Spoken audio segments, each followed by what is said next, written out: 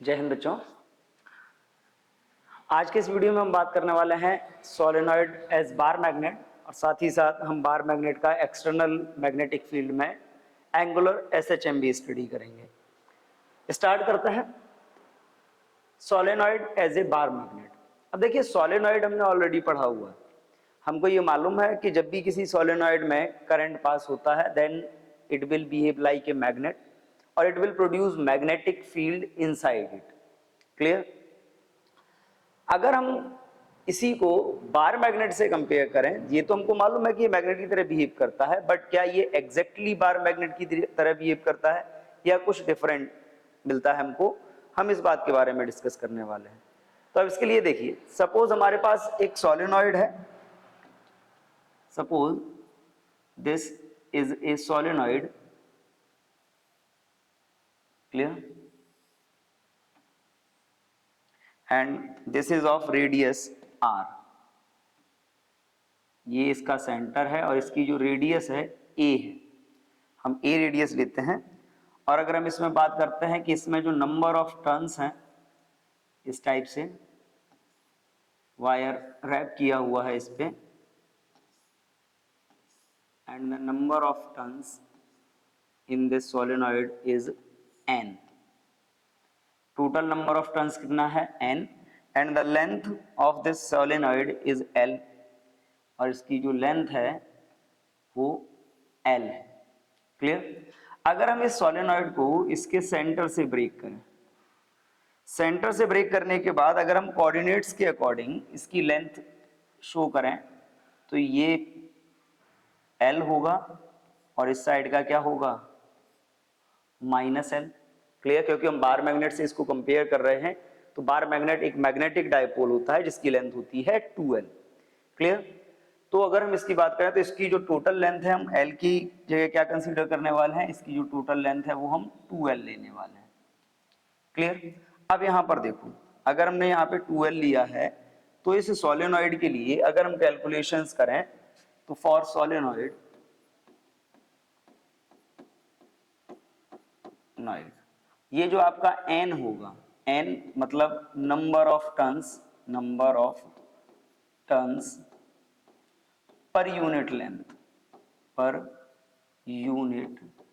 Length. अगर हम इसका number of turns per unit length find करते हैं तो स्मॉल n इज इक्वल क्या होगा, कैपिटल N अपॉन 2l।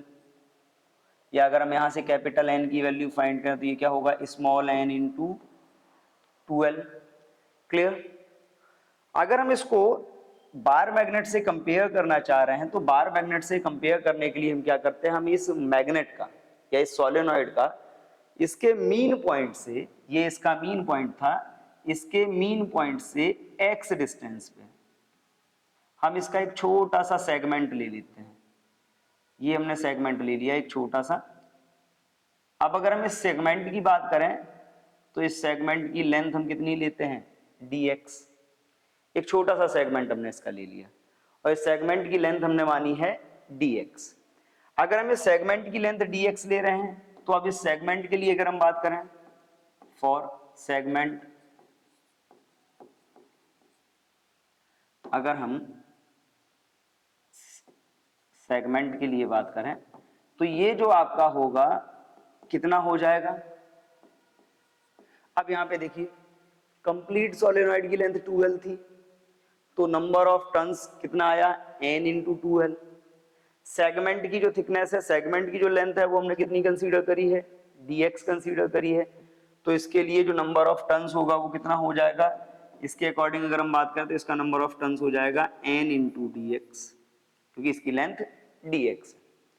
अब देखिए करते क्या है, अगर हम बात करें कि सपोज ये सोलेनॉइड की एक्सिस है और सोलेनॉइड की एक्सिस पर इसके ये जो सेगमेंट लिया है, इसके जो सेंटर है सोलेनॉइड का, यहां से x डिस्टेंस पे एक पॉइंट हमने ले लिया P, और इस पॉइंट P पे हम मैग्नेटिक फील्ड की बात करने वाले हैं। क्लियर?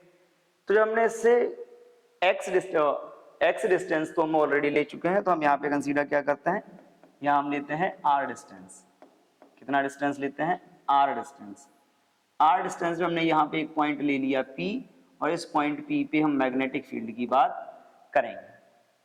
तो अगर इस पॉइंट P पे हम मैग्नेटिक फील्ड की बात करें तो देखिए, जब इसका आप सेगमेंट कट कर लोगे तो वो जो सेगमेंट होगा छोटा सा, अगर आप इस तरफ से देखते हैं तो ये किसकी तरह बिहेव करता दिखाई देता है? ये सर्कुलर कोइल की तरह बिहेव करता दिखाई देगा।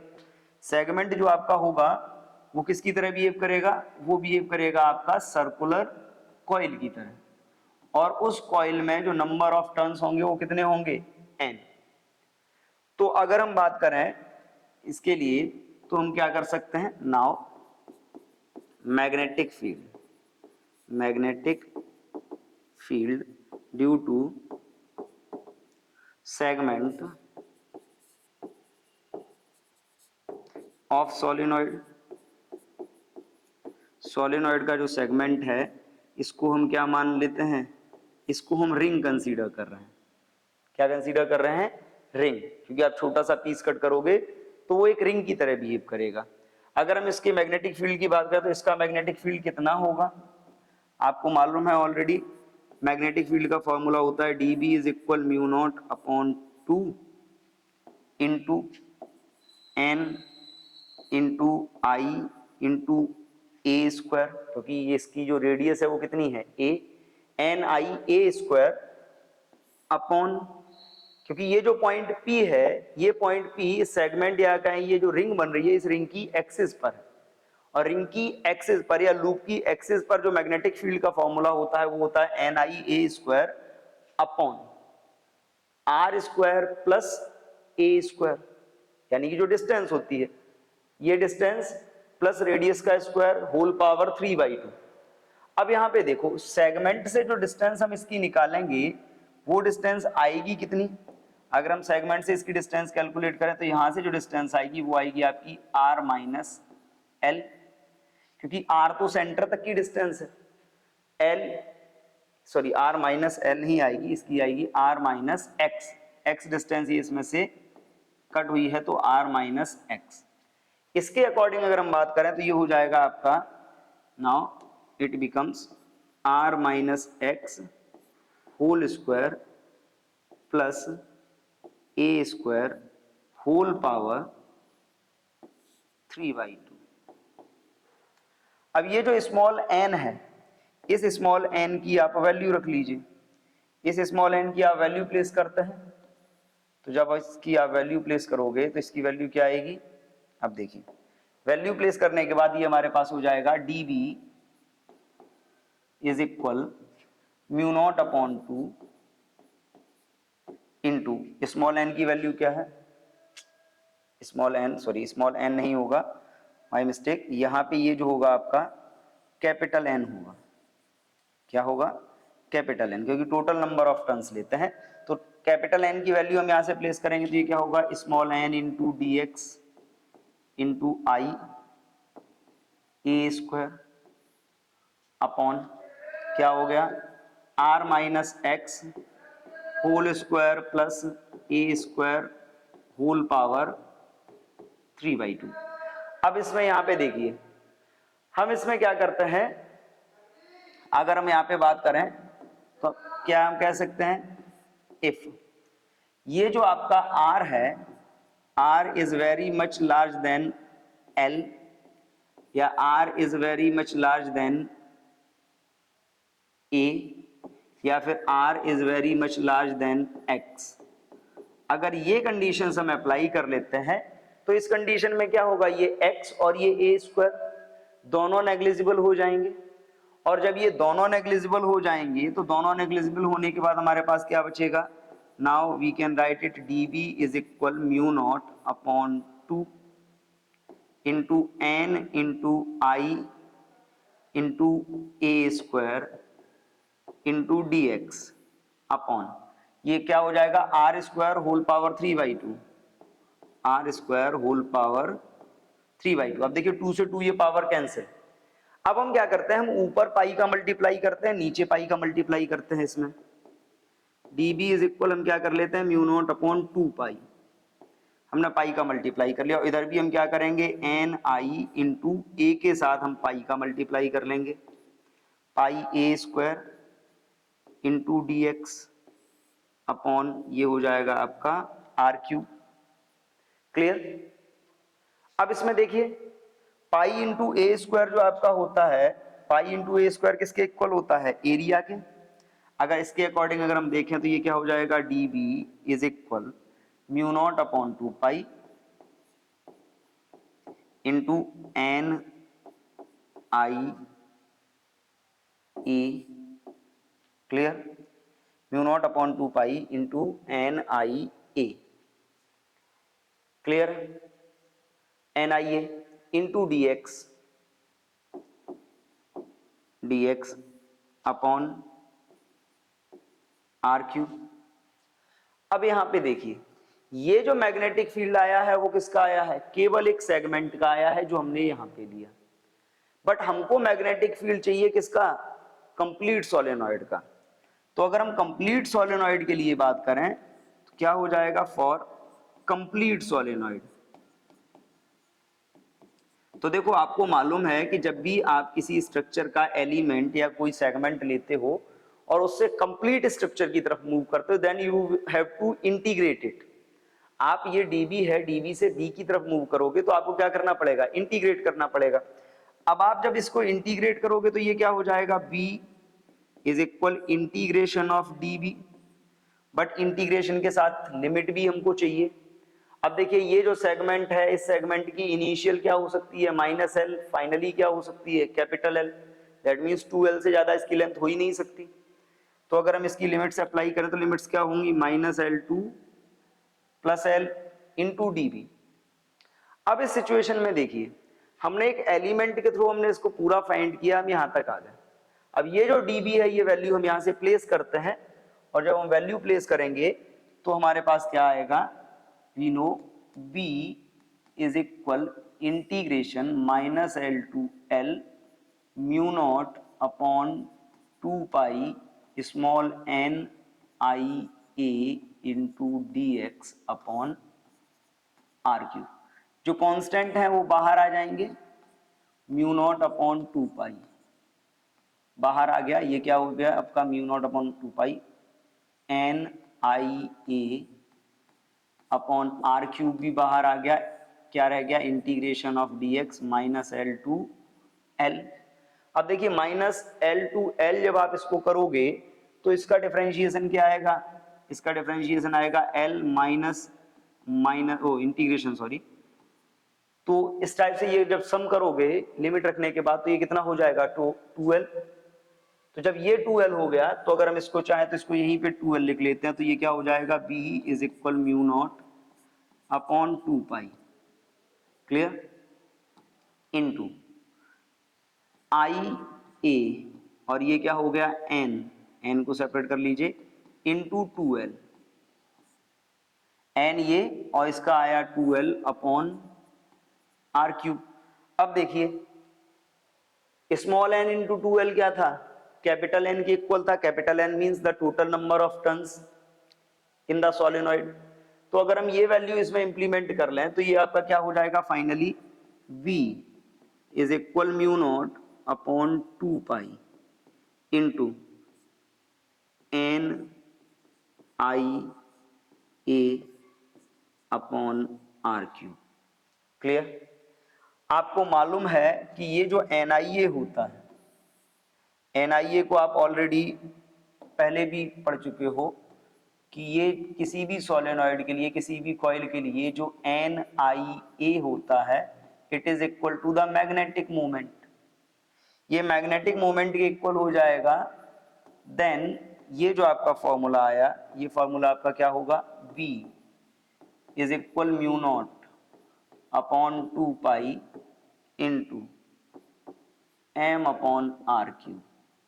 आप इसमें 2 से मल्टीप्लाई कर लीजिए और 2 से डिवाइड कर लीजिए। 2 से मल्टीप्लाई और 2 से डिवाइड करते हैं तो 2 से मल्टीप्लाई 2 से डिवाइड करने पे हमारे पास जो आएगा वो होगा b is equal mu naught upon 2 इसके साथ आ जाएगा तो क्या हो जाएगा, 4 pi into it is 2m upon R cube. Clear. तो अब यहाँ पे देखिए, अब यहाँ पे अगर हम बात करें तो ये जो फॉर्मूला हमारा निकल के आया है ये किसका है, it is the magnetic field due to a bar magnet on its axis. Start किया हमने सोलेनॉइड से, फाइनली हमको जो मिला वो क्या मिला, bar magnet. That means we can say a current carrying solenoid also behave like a bar magnet and it is equivalent to a bar magnet. ये तो हमको पहले से मालूम था कि जो सोलेनॉइड है या कोई भी करंट कैरिंग कंडक्टर है मैग्नेट की तरह बिहेव करता है, और मैग्नेट हमेशा डाइपोल की सिचुएशन में होता है, और बार मैग्नेट जो होता है वो एक आइडियल डाइपोल माना जाता है। But now we proved that the solenoid also behave like a bar magnet। Clear? Move करते हैं नेक्स्ट टॉपिक पे। Next is the angular SHM of magnet in external magnetic field. Clear? Magnet की अगर हम यहां पे बात करें तो यहां पे जो मैग्नेट होगी वो कौन सी मैग्नेट होगी, हम बार मैग्नेट की बात करेंगे।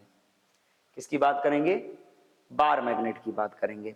अब देखिए बार मैग्नेट के बारे में अगर बात करी जाए, we know whenever any bar magnet और magnetic dipole is placed in uniform magnetic field. कोई भी बार मैग्नेट जब यूनिफॉर्म मैग्नेटिक फील्ड में रखी जाती है तो मान लीजिए ये यूनिफॉर्म मैग्नेटिक फील्ड है, इसमें हम एक बार मैग्नेट रखेंगे।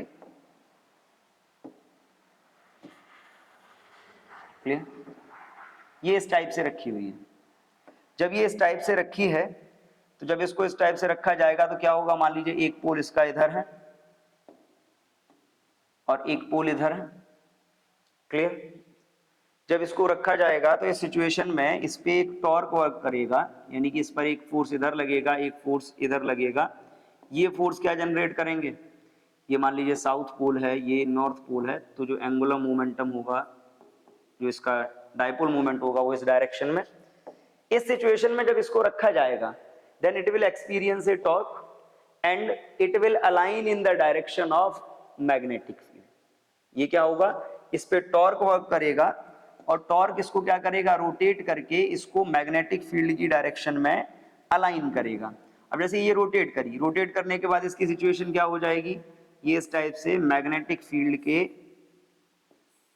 पैरेलल आ जाएगी, और इस सिचुएशन को हम बोलते हैं क्या, अगर ये इस कंडीशन में आ गई तो इस सिचुएशन को बोला जाएगा आपका स्टेबल इक्विलिब्रियम। ये साउथ, ये नॉर्थ, ये इसका डायरेक्शन, इसका पोल स्ट्रेंथ है m, इसका भी पोल स्ट्रेंथ है। इस कंडीशन को हम बोलते हैं स्टेबल इक्विलिब्रियम।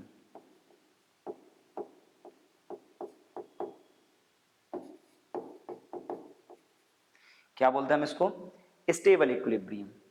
टॉर्क वर्क करता है, ये रोटेट करती है, स्टेबल इक्विलिब्रियम में आ जाती है। बट अगर हम इस मैग्नेट को इसकी स्टेबल इक्विलिब्रियम से थीटा एंगल रोटेट करा दें, इसकी स्टेबल इक्विलिब्रियम से थीटा एंगल रोटेट करा दें, दैट मीन्स कि मान लीजिए ये जो मैग्नेट थी, हम क्या करते हैं इसको इसकी स्टेबल इक्विलिब्रियम से थीटा एंगल रोटेट कराते हैं। अब थीटा एंगल रोटेट कराने के लिए इस टाइप से मान लीजिए कि अभी हम इसको थीटा एंगल रोटेट कराते हैं। ये यूनिफॉर्म मैग्नेटिक फील्ड है,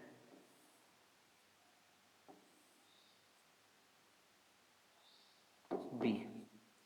हमने इसमें मैग्नेट रखी और मैग्नेट को, ये मैग्नेट थी, हम इस मैग्नेट को थीटा एंगल रोटेट करा देते हैं। अब देखिए जब इस मैग्नेट को हम थीटा एंगल रोटेट कराएंगे तो थीटा एंगल रोटेट कराने की सिचुएशन में क्या होगा, ये मान लीजिए साउथ पोल है, ये मान लीजिए नॉर्थ पोल है। अभी इस सिचुएशन में इसका जो डाइपोल मोमेंट है साउथ से नॉर्थ तरफ, ये कितना है, ये मैग्नेटिक फील्ड के साथ थीटा एंगल क्रिएट कर रहा है। और जब ये मैग्नेटिक फील्ड के साथ थीटा एंगल क्रिएट करेगा, इस सिचुएशन में इस पे जो फोर्स वर्क कर रहे होंगे, एक फोर्स इसको इधर पुल कर रहा होगा, एक इधर। इस सिचुएशन में जब आप इसको इसकी स्टेबल इक्विलिब्रियम से थीटा एंगल रोटेट करा लेते हो, then it also experiences a torque that will try to restore it in its original position और इन इक्विलिब्रियम पोजीशन। तो ये क्या करता है, ये जो टॉर्क वर्क करेगा इसको क्या करेगा, रोटेट कराने की कोशिश करेगा। और जब इसको रोटेट कराने की कोशिश करेगा दैट मीन्स उसको हम रीस्टोर स्प्रिंग टॉर्क बोलेंगे, जो इसको इसकी स्टेबल इक्विलिब्रियम कंडीशन में लेके आएगा।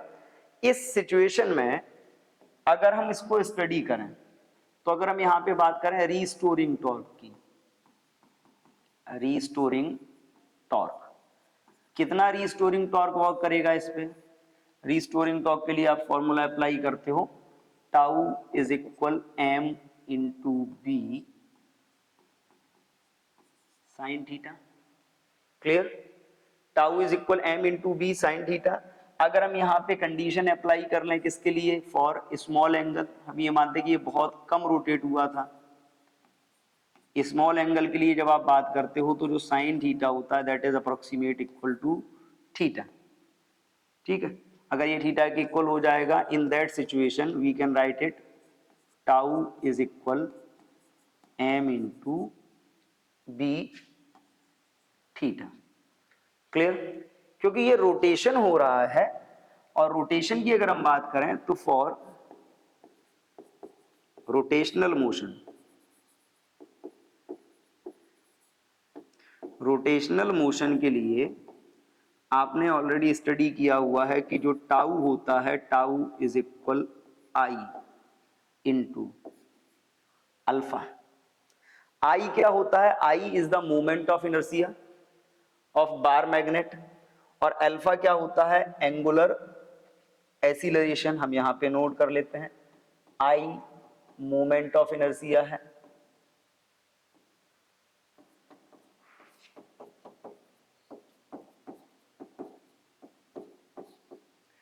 ऑफ बार मैग्नेट, और जो अल्फा है, अल्फा क्या है?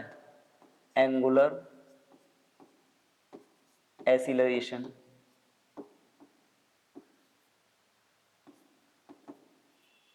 क्लियर?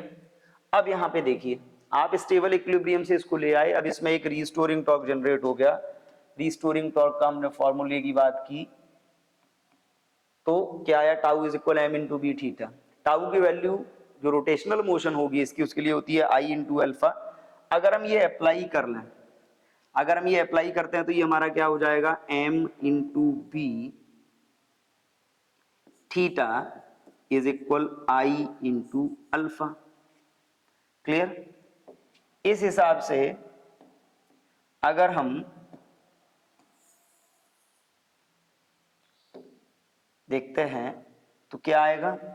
अब यहां से अगर हम अल्फा की वैल्यू फाइंड करें तो अल्फा इज इक्वल क्या आएगा? आई इसके अपॉन में आ जाएगा M into B into theta upon I. Clear? अब यहां से देखिए, यहां पे हम एक रिलेशन और अप्लाई कर सकते हैं।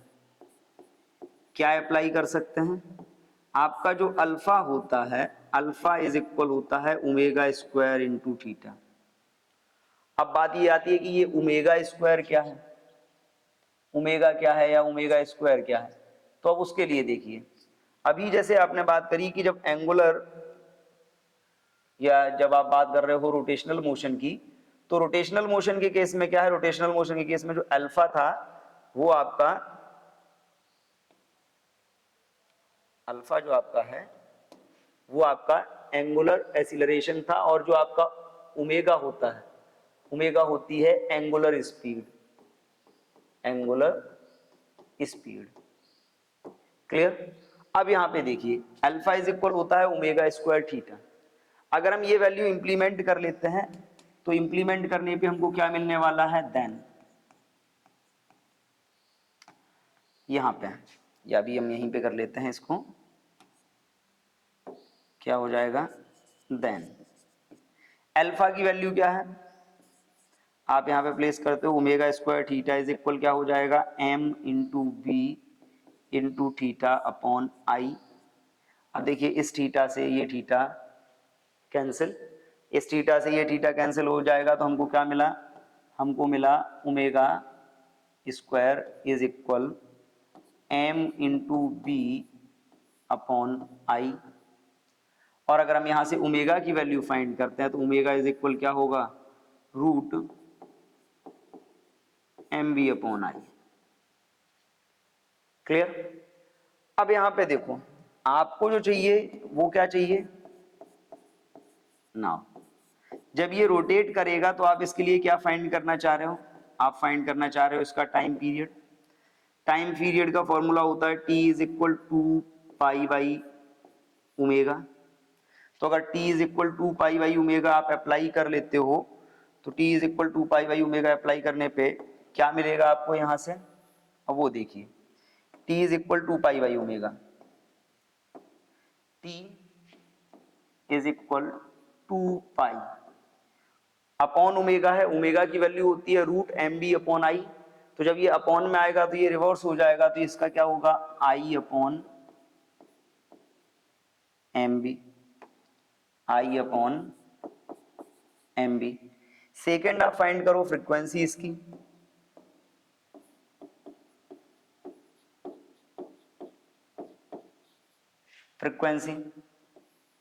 फ्रीक्वेंसी का फॉर्मूला क्या होता है, F is equal omega upon two pi, omega upon two pi. तो अगर आप यहां से फ्रीक्वेंसी फाइंड करते हो तो कितना आएगा फ्रीक्वेंसी का, F is equal one by two pi, omega की वैल्यू क्या है root I upon M B. Clear.